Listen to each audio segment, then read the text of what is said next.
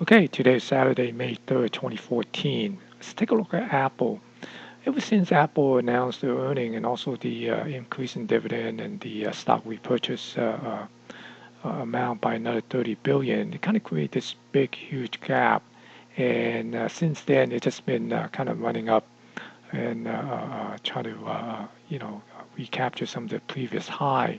So in this video, we're just going to go and take a look at what have transpired and what are some of the possible level to pay attention to, and what is some of the maybe setup that one could look at for potential entry. And let's first take a look at the weekly chart here. On the weekly, if we go back in time, we could see that this particular trend line here, and it's kind of got broken back here in early 2013. And once after it broke, it came down and sort of put in a little double bottom here. You can see that it kind of broke this double bottom and came back down and retest that breakout. Then it just sort of resumed trending up. And then just recently with this earning report, it kind of broke this resistance here somewhere around that 570 area. Hey, so if we take a look at this right here, and you can see that earlier we have this little bit of a cup and handle pattern that we could have played out, and with a major move somewhere around up at the 660 level somewhere around there. you know. And then right now it seems to be morphed into a little bit of a larger cup and handle pattern, okay, that I sort of posted at, I believe, sometime last week or the week before. And the major move is projected to be somewhere in the 768 area. Okay. Now these patterns, it's not necessary that it's going to play out because over time it could morph into some other pattern as well. It's just that it just gives us a little bit of a target area, target level to assess the risk and potential. Okay. So with that said, let's go and take a look at the daily. And here's the daily chart. As you can see that we have a rising 200-day moving average and also a rising 50-day, along with a rising 20 EMA. And you can see that the price has went back above all these moving averages. Okay, before the earning came out, we're basically looking at this particular wedge here, right? Yeah, and you can see that it came down, right, and filled this gap. We're talking about this also this particular trading band as well, right? And it came down and filled this gap here. The things to notice is that when it filled this gap, it just came snap right back and got back above this this gap open here, and it's been trending up. And I was saying that it wasn't for earning coming out, this chart sure looked tempting to go into a little bit of a swing trade. But my rule is that I don't trade to earning. So essentially, I basically just sat to it until it pop after the earning, then start trading it once it get up here. So right now is when we took out this level here, which is the 570 close on this particular level, right? On the day after the earning, it came up, bump into a low resistance, and then the following day is OpEx. And I was thinking that it might get pinned down here as 565, and as the day move along and the getting near to close, I was looking at maybe the 570 is where they're going to pin it. But apparently there was enough momentum to just let it go, and I was a little bit, pleasantly surprised that they let it go above 570, because usually Apple get pinned on some of the, these numbers where there's a high open interest, and apparently, they basically have, kind of unwind those and just let it go. So anyway, on the following week, which is last week, it went up and come up to this 594. It even got close to the 600 mark, went up to the 599 and then pulled back. So now the question is, where could it go? And essentially, I was putting up a little target somewhere around this pivot here, this right here, which is this 595 area that kind of got tagged by that 599. Right?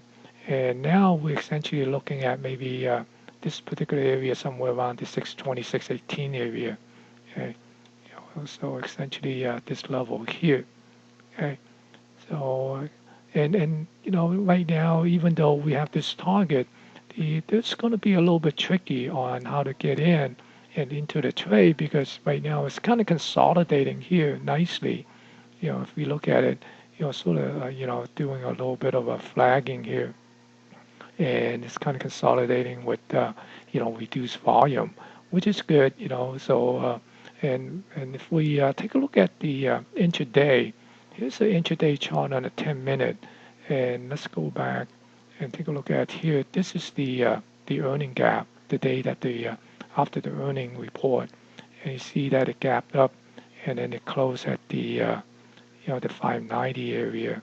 I mean the 570 area here, and just keep on running until we got up to this 599, then it start pulling back.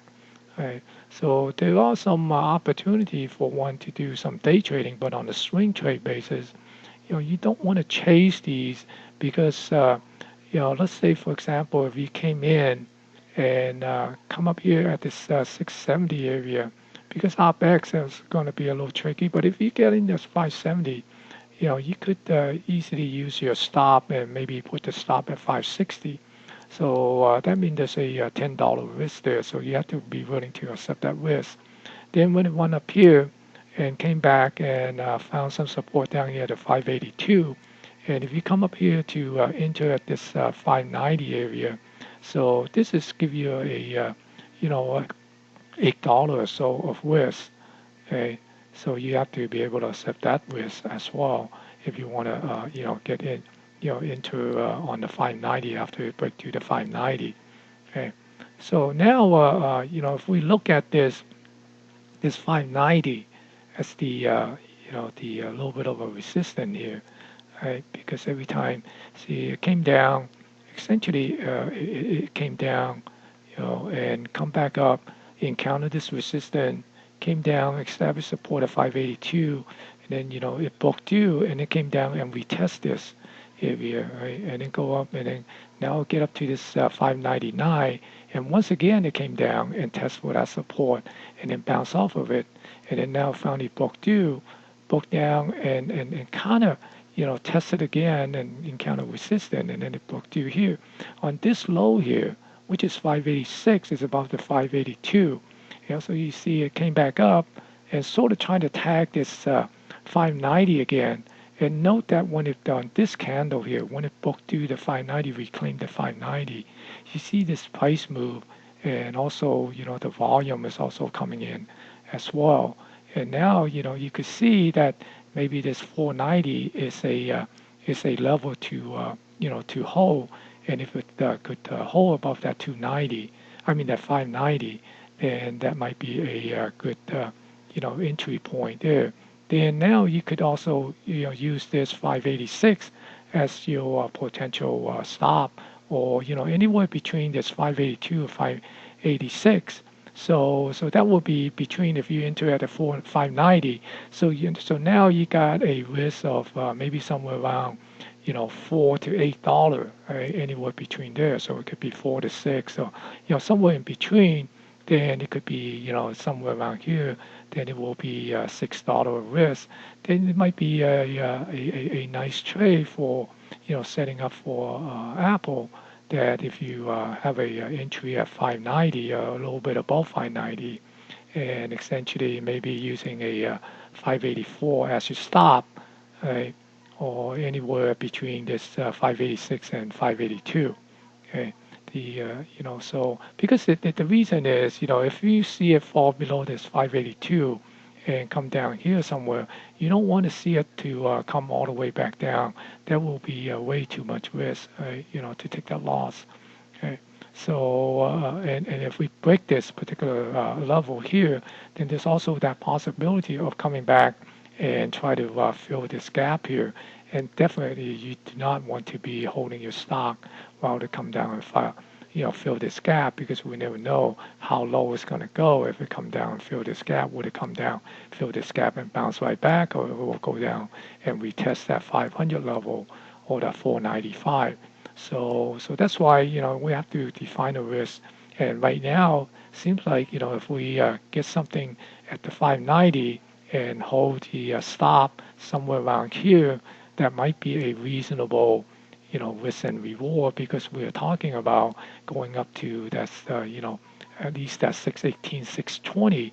So if you're sitting at the 590 and going to let's say go to the 620, that will be $30 of possible upside, versus the risk that you're taking is maybe a $6 or $6 on the downside.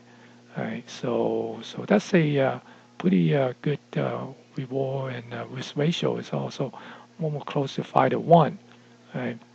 So, so that's why we want to look at that. And also, you see that even though it come up and kind of, shake the tree a little bit to shake the weekend, because a lot of people that got in here, they might got, maybe got some doubt, not enough of a conviction, and maybe they got shaken out here. Maybe they try to be too cute and set up their stop a little bit too close to that 590.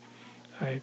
And then once again, it move up here and encounter a little bit of resistance somewhere around, near this 594 and 595 area. And again, it came down and tested that 590 once again yesterday. So right now, we'll see, watching Apple to see could it break back above this 596, right? Because you see that 596 also got a little bit of a support and resistance test here. And if we could break through that in the 596, then we want to see could it get above that 600. And once we get up to that 600, then so then you just kind of manage your trade, right? To lock in some profit or protect your capital, right? So these are some of the possibility. And again, all these are only possibility, and it might not be suitable for you to trade with these kind of parameters. So you have to do your own due diligence and do whatever is consistent with your risk tolerance. So good luck.